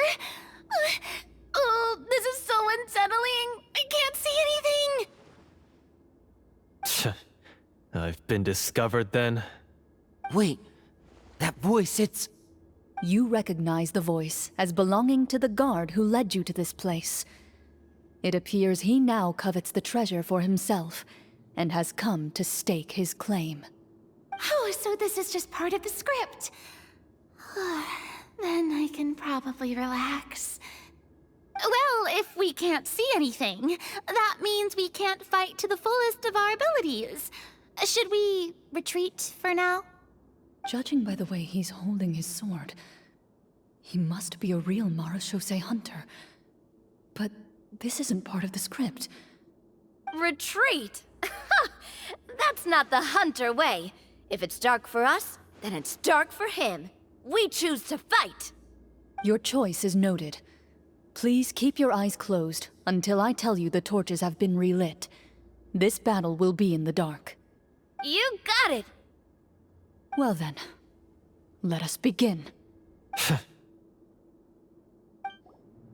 Is it over? Can we open our eyes now? The enemy is strong and relentless, but the battle is nearing its end. The torches have not been relit. What about now?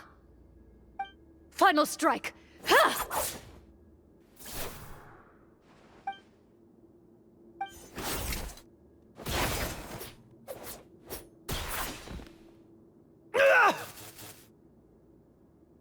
Oh, well, did we get him?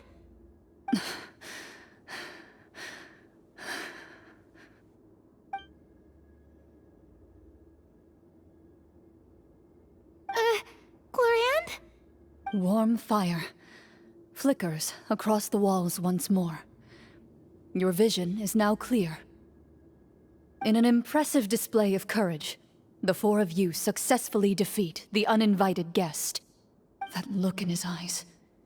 It's like he became an entirely different person as soon as I defeated him. Huh? Mr. Florian? Oh, wait. We're supposed to be role-playing. I should stay in character. Speak your name, guard. Why did you lead us here just to betray us? Is this treasure really more important to you than bringing peace to the kingdom? What kingdom? What peace? Those were nothing but lies! I, Florian, am a true Marechaussee Hunter, descended from hunters of ages past. So he's also using his real name. Or, wait, was that the name of his character from the very beginning? Then I'm even more confused. If you truly are a Marechaussee Hunter, shouldn't you want to help us just like you said before? Shouldn't we fight together for the sake of the people? What do you know? In this day and age, there's no glory to be had as a Marashose hunter. What's that supposed to mean? My skills were passed down to me by my father. We lived a life of obscurity in the remote wilderness. Still, he devoted everything he had to being a Marashose hunter. And what did he get in return? A life of poverty and pain.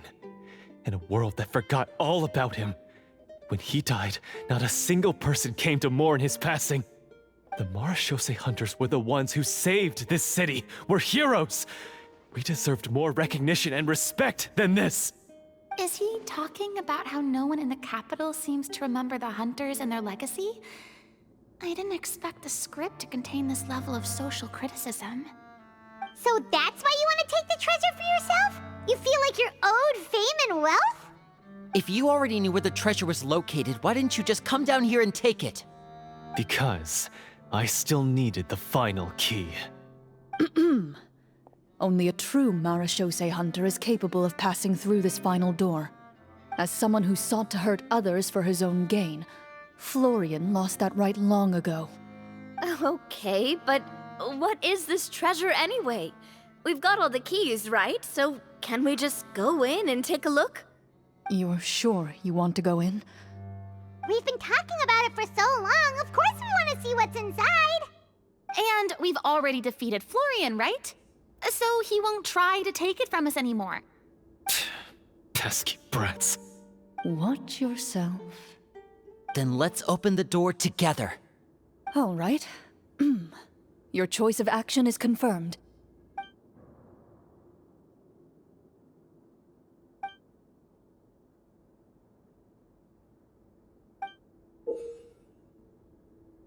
Before you, the door to the treasure, sealed and undisturbed for more than 100 years, finally swings open. You hear the shrill wail of the door hinge as it rotates for the first time after years of disuse, almost like a sleeping giant letting out an extended yawn. You get the impression that the secrets buried behind this door might be just as heavy as the sound you just heard. It's open! Come on, let's go in! Paimon wants to see what's inside! Ooh, me too! Ugh, uncovering hidden treasure is the most exciting part of adventuring. What do we have here? Uh-huh. A stone tablet? And some shabby weapons? You call this a treasure vault? Looks more like an abandoned warehouse! Maybe the troop ran out of budget at the end? They provided a super immersive experience at the beginning only to drop the ball at the most important part? They could have at least filled this place with cardboard Mora or something! Wait, I get it now. Paimon, this is the real Marashose hunter treasure. Huh? This is it? The Marashose hunter treasure is just a stone slab and some broken swords? I can't believe it. I refuse to believe it!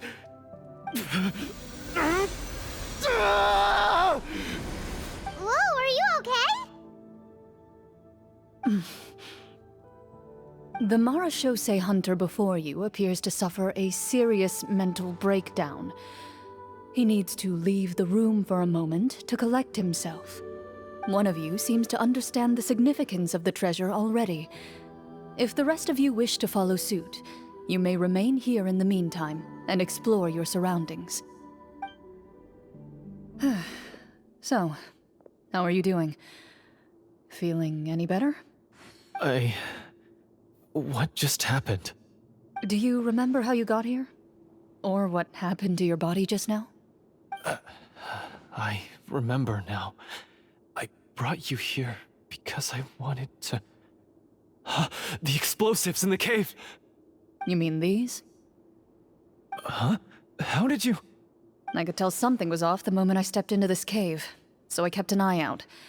I've already dismantled the whole thing. So the strongest champion duelist in all of Fontaine saved the day once again. Guess I shouldn't be surprised. It would seem your skills as a Marashose hunter are as sharp as ever. I deserve some answers, don't you think? Tell me why you wanted to lure me here. Everything you said earlier sounded like the truth. Luckily, your monologue was dramatic enough to convince my friends you were just role-playing. I don't know. I just always felt like there was something in my heart that didn't belong to me. Something agitated and angry. Who knows? Maybe it was my own anger all along. I could never really tell. The feelings about my father and the other Marechaussee hunters are real. It just wasn't fair. I was angry, bitter that no one remembered them or praised their accomplishments. I don't know when it started, but at some point, my anger came to completely consume me. At that point, I remembered the legend my father used to tell me. The one about the treasure. But if the treasure was all you cared about, why plant all those explosives? Wouldn't they just destroy the treasure and bury you along with it? I can't remember. My head is a mess. It felt like there was this voice telling me to eliminate the hunters, but now it's gone.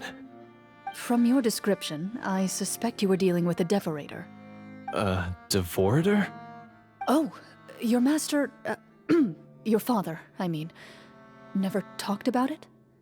It was a kind of monster that was active several centuries ago. No, I've heard of it. I'm just not sure why you suddenly... Wait, it can't be. The seal! The seal? My family has served as Marechaussee hunters for many generations. But the title and swordsmanship weren't the only things passed down over our line. There was a seal as well.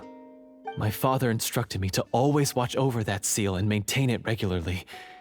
He said it had been passed down over a truly ancient age, and protecting it was our clan's most important duty. But I neglected that duty after he died. I finally decided to come down and check on it one day, and that's where my memories become fuzzy. The devorator would be a formidable adversary for any mortal being, even ones as capable as the hunters.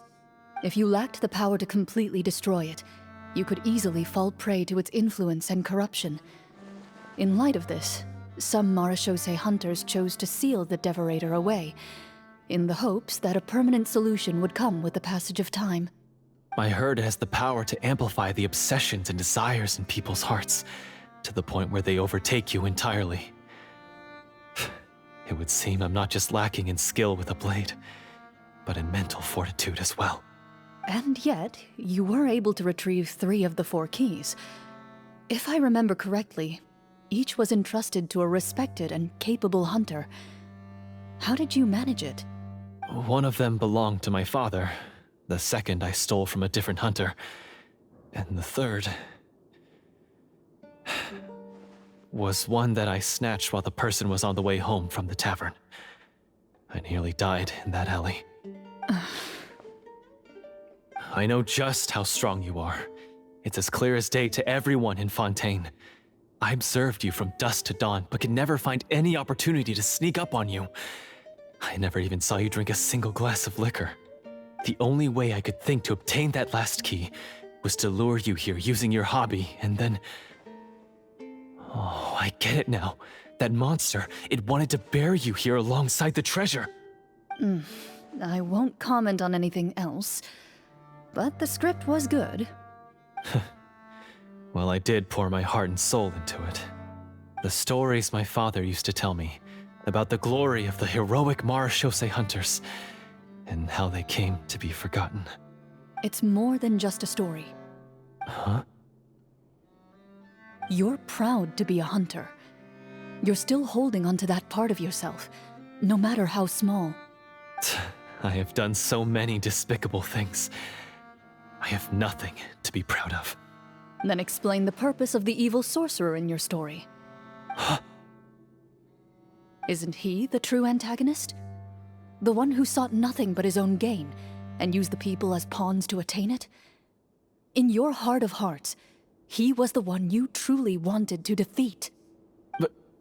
But I've already tainted my sword. I no longer have any right to... Wake up, Florian. Remember how you introduced yourself earlier.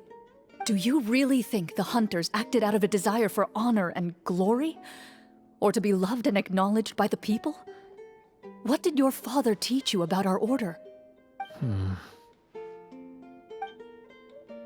You do not wield your sword for yourself, but to protect those you serve.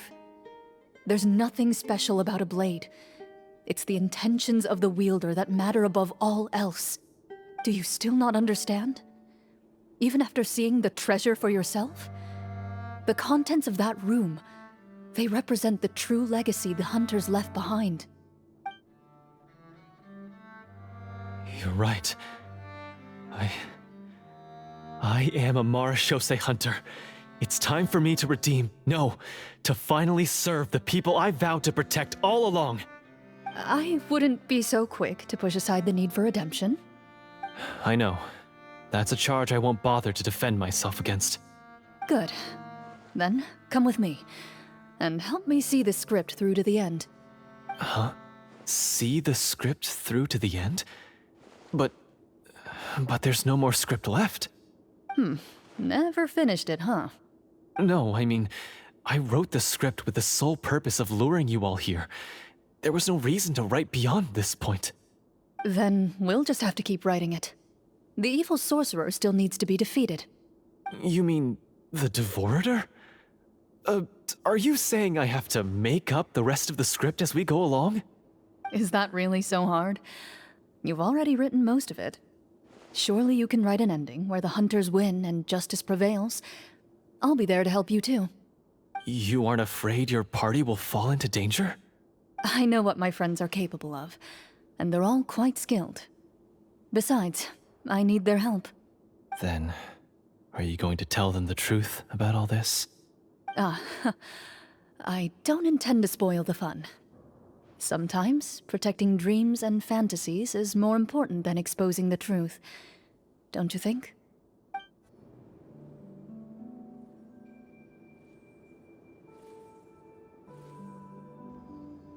They're back! That took a while.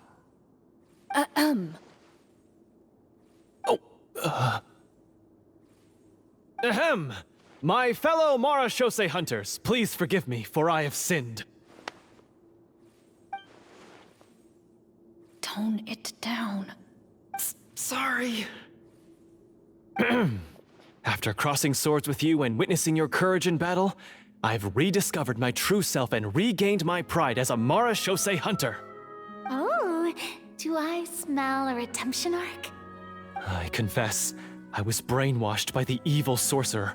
He asked me to lure you here so he could bury you in this cave. That little... Wait, you're saying all of that wasn't you, but the evil sorcerer? That's right. He's adept at manipulating the hearts and minds of the people. I fell under his influence because I did not possess a strong enough sense of will.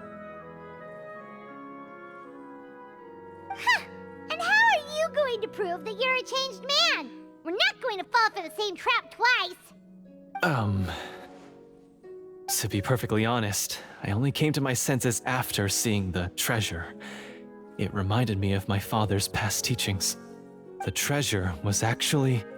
The names of all the Marashose hunters from ages past and their weapons? Wait, you already know? Of course. Don't underestimate a veteran role player's exploration skills. Oh, wait, I mean Marashose hunter Navia's exploration skills. We just finished reading through the content of the stone tablet.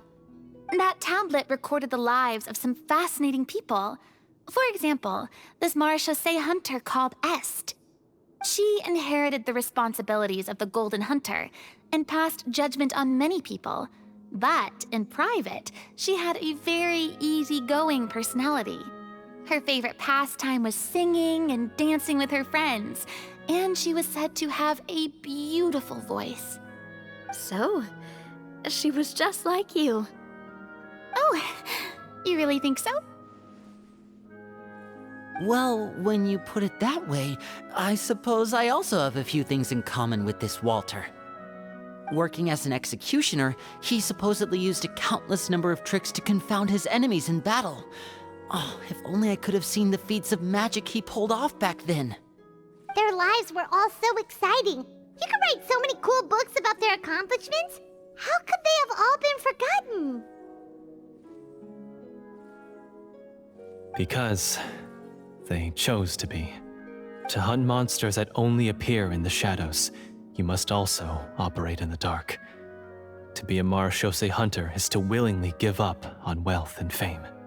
Then this stone tablet must have been left behind by their companions.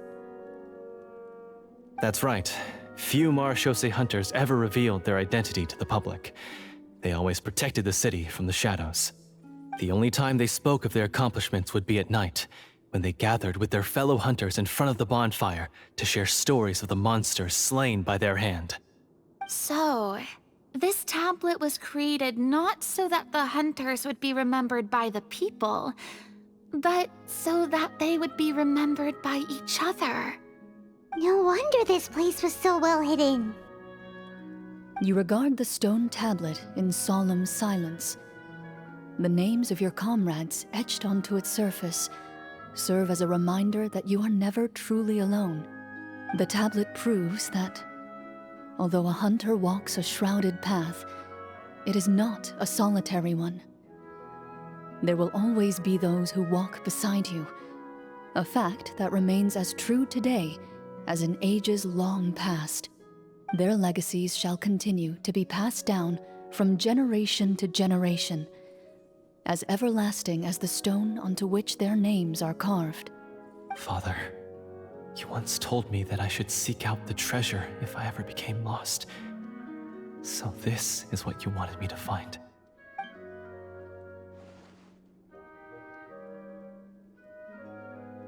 Thank you, my friend. You are very kind.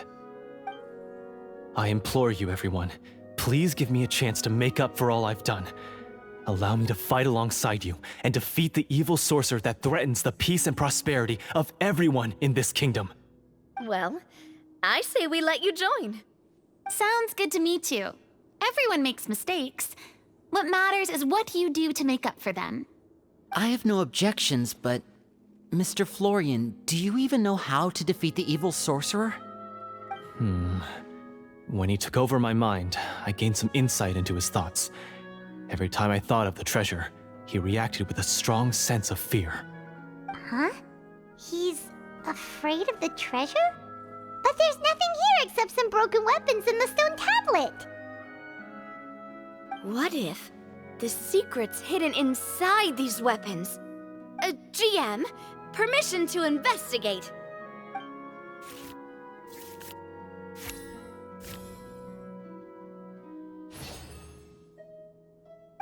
At first glance, the weapons appear absolutely ordinary. But as you observe them, you notice a faint energy emanating from within. These blades have slain countless monsters. Though it's been a long time since they were used in battle, their edges remain sharp, as if they're simply waiting for the next worthy hunter to carry on their legacy. So basically take these with us, right? I'll take this weapon, since it used to belong to Est. Maybe it'll find comfort in being held by someone who appreciates the arts. Ah, good idea. I'll take Mr. Walter's bow then, from one archer magician to another. Paimon's gonna pick a cool weapon too!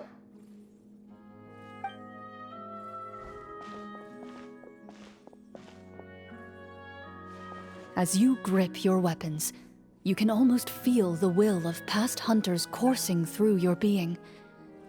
It's a feeling of courage, determination, a silent vow passed down from generation to generation that says, eradicate the monsters, no matter the cost.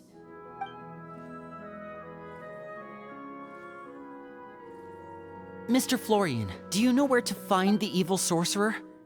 I was able to see his surroundings when our minds were connected. I believe he's currently hiding out at the church in the kingdom. We must be extremely careful. He's spent so long living among monsters that he's now taken the form of one. He will not be easily defeated. Then then why don't we explore some more and try to find some higher level gear? We don't want to just fight him and lose, right? Oh,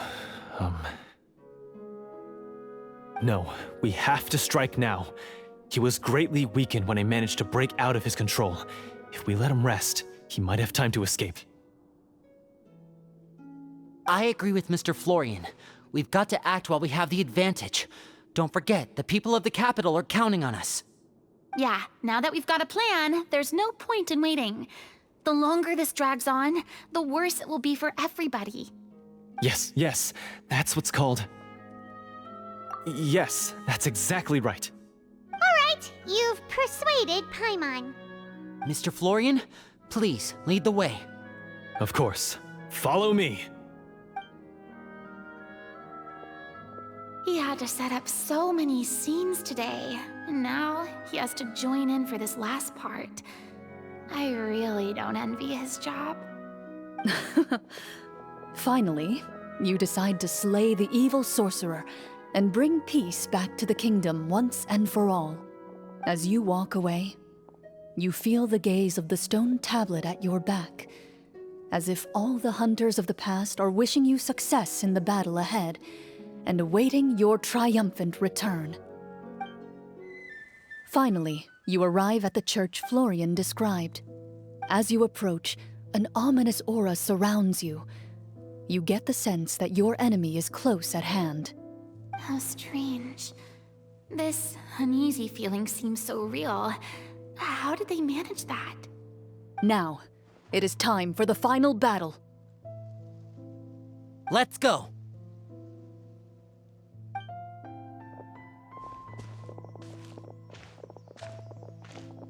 Florian, wait. What's wrong? I think you should wait outside. You've already been corrupted by the Devorator once. It could easily re-enter your mind and take control of your body. I don't think it's a good idea for you to be this close. If it corrupts you again, it's possible you might take on a new form entirely. That's exactly why I have to go. Why I should be at the very front. You mean... Yes. I intend to lure it into my body. That's too risky. If things get out of hand, I might have to kill you. Do you understand how dangerous this is? I understand, but if I do this, you'll have a clear and visible target. The Devorator will have a hard time passing up a chance to enter a body it knows how to control. You won't have to worry about any of your friends being taken over. You're not like me, Miss Clorinde. You're a just and powerful Marechaussee hunter.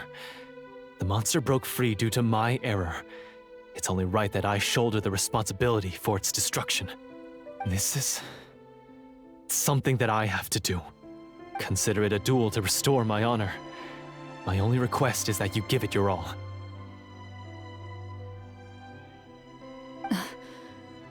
I understand. Then, as a champion duelist, I hereby accept your request for a duel, and extend to you my most sincere regards. Thank you. The battle is now upon us. Let the Devorator once again tremble under the blade of the Marechaussee hunters.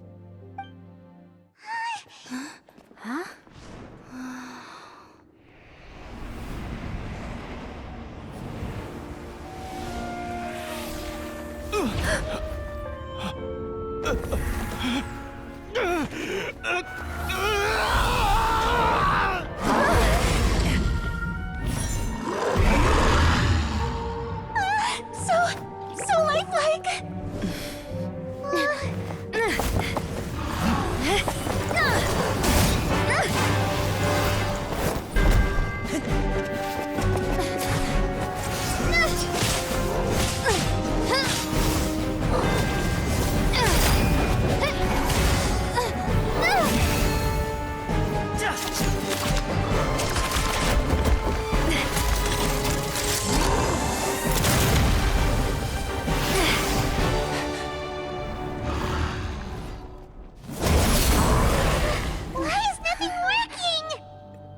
This foe is not invincible. You hold the treasure. The power to defeat it in your own two hands. The treasure? You mean... The names! It's the Marechaussee Hunters' names! How are we supposed to... You forget, Paimon? There's still one skill we saved until the very end. Hunters fight not for fame, but to aid the people whenever they are summoned. Walter the Marechaussee Hunter, master of 1,000 tricks, executioner of the Phantom Hunters, I call for aid! Est, the Marechaussee Hunter, inheritor of Cassiodor's will, judge of the Shadow Hunters. Answer my call!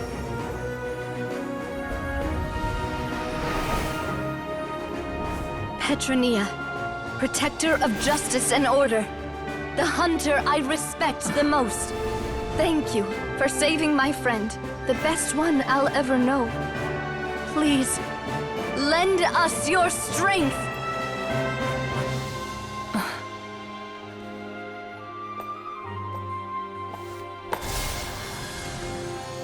We have come to answer your summons.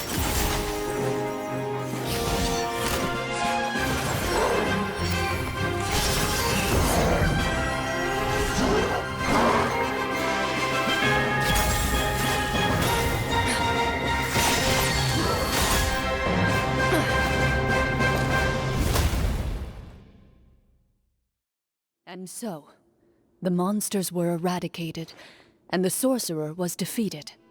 Peace soon returned to the capital. Those in the court, manipulated by the sorcerer, also recognized the errors of their ways. Some remembered the names of the heroes who saved their kingdom, but others simply continued their lives none the wiser. Such is the story of the Marechaussee Hunters. They pursue the phantoms in the darkness and exterminate all who pose a threat. They will always protect the city and those within it, even should all memory of their accomplishments be forgotten by the very people they serve. I am assuming we've finally reached the end of the script. Yes, you've reached one of the better endings. It's a pretty solid story overall. I thought it was just an ordinary adventure at first, but the further we got into it, the more impressed I became with the production and the plot. That final battle especially!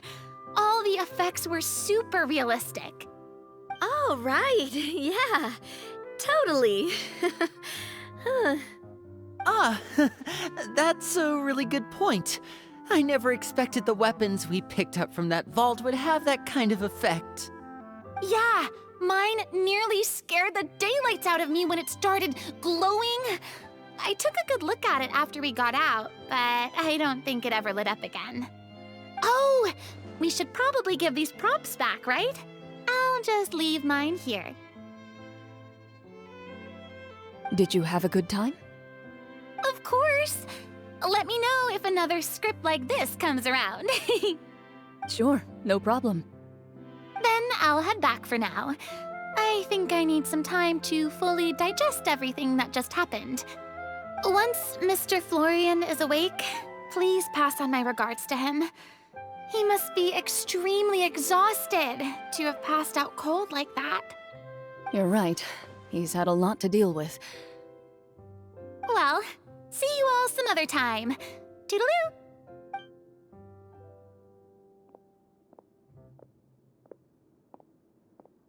Okay, so, can I ask now? I think it should be fine, yeah. What in the world was going on back there? So you saw through all of that?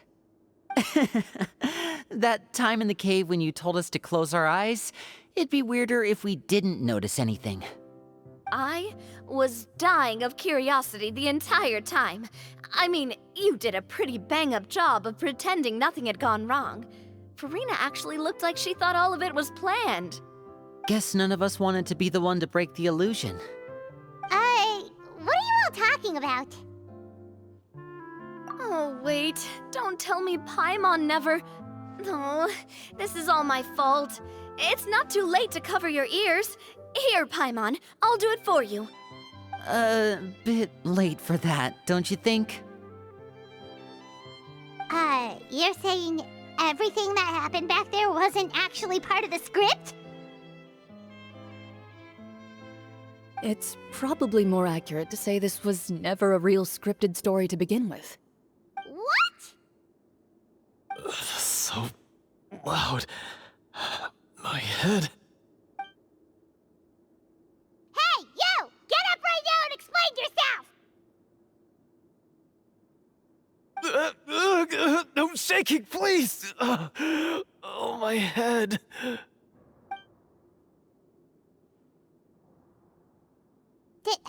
Did Paimon just hear that right? You guys made up that whole last part on the spot? It's not nice to lie to people, but Paimon's gotta admit, that was a really good story, Florian. Oh, and nice improvisation, Clorinde! Yeah, it was like watching a magician improvise a spectacular magic trick after forgetting an important prop. If Paimon knew something was wrong with that vault, she would have floated straight in the opposite direction! Everything was under control. As if you've ever described a situation as being out of control. I'm pretty sure any situation you consider to be easy to handle would scare a reasonable person half to death. Guess I'm just used to it. You must run into a lot of unexpected situations then. That explains why you're so good at coming up with things on the spot. As for you, Florian, I know there's no excuse for what I did.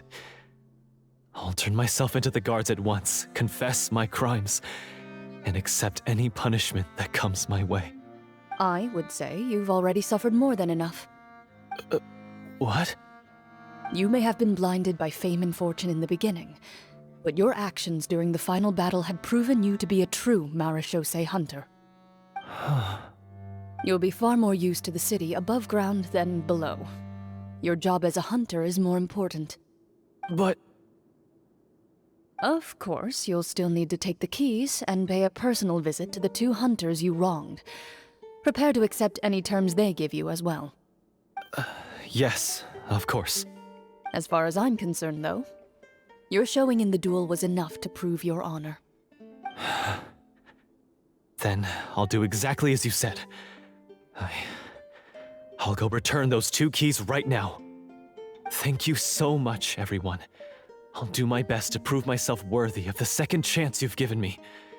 I swear this on my name and honor as a Marechaussee hunter. Until we meet again, everyone.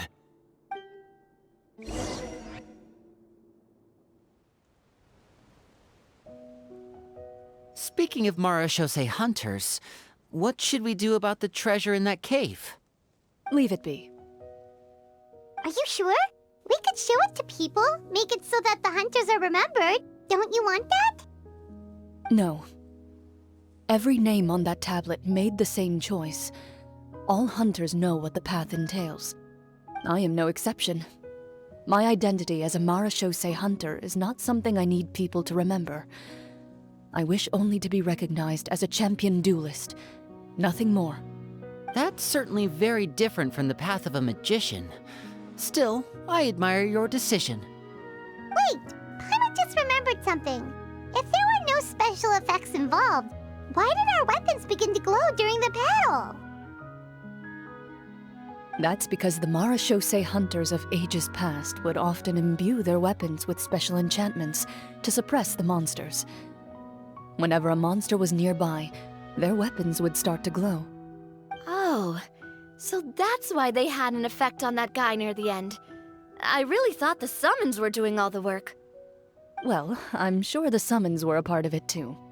Oh? How so? This particular devorator probably hailed from the same era as the hunters we saw in the room. The names you recited all belonged to the bravest hunters.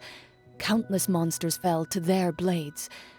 That's likely why the devorator visibly reacted when you said them out loud. So the names held the power all along! Navia. Everything you said during your summon. Huh? Oh, I meant what I said. I mean, it was true to my character, so yeah, I'm glad you heard it. Just don't make me repeat myself. It's embarrassing. I really appreciated those words. All right. Don't get all sentimental on me. Anyway, let's not talk about that anymore. I'm going to go on ahead. Don't fall too far behind now. She ran off! I should probably head back as well. This story was truly incredible. I might have to spend the whole night telling my siblings all about it. Goodbye.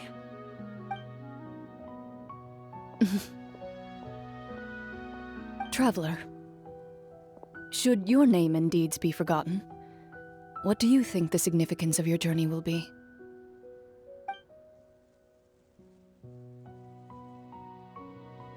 I suppose the significance would be the journey itself and the world we helped create. There's still value in the time I shared with everyone here, in the things we were able to accomplish, even if no one remembers them. A great answer. I'll remember it. Me? The Marechaussee Hunter says nothing in response to that question. Perhaps her answer lies in her silence. An unspoken vow left to echo through the night. The path she walks needs no explanation.